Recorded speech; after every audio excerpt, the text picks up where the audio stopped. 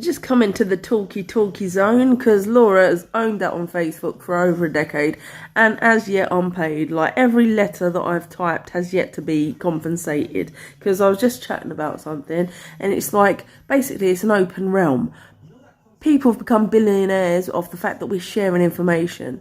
And as somebody that literally really sort of like exhausted Facebook, and I join loads of groups and I try and get myself like some sort of like notoriety and things, I felt like there was certain things that I was saying as a unique, insightful individual that would then become sort of mainstream like that.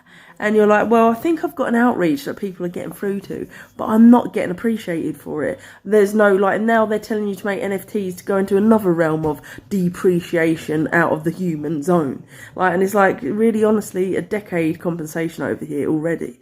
And it's like, I just put another thing out there on Facebook and I was just like, talking about mental health, because I am an authority on it. It's like when it comes to sort of depreciation or not getting anywhere, there's loads of reasons that people are not happy.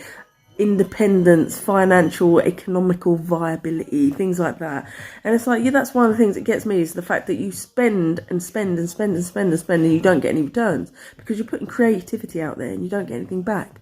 So after a while, and you're seeing sort of threads or ideas that you've put out there then become something that other people copying on to.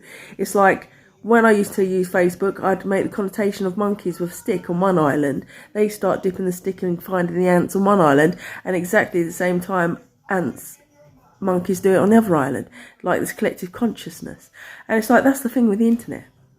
It's like I've put something up there which was just casting assumptions on basically the fact that people get depressed because, you know, you're sharing and sharing and sharing and there's no input. And so it's like the screen breakdown in relates because you're not in an office full of people where you can say, oh, come over here and have a look at this. Do you think this is viable? Or you can cross-reference what you're seeing through your screen because it says your outreach is like 100 people.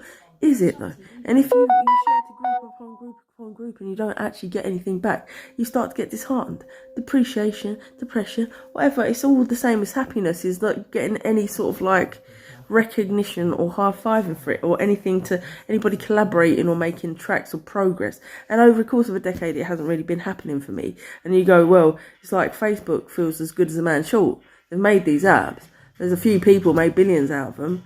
And there's better ways to share the abundance. Because all I get bombarded with now is just like, because I've downloaded apps and Bitcoin stuff, it's like promise after promise after promise after promise of financial wealth or sharing PayPal this or Cash App that. And it's just like, I should just be paid for my artistry at this late stage.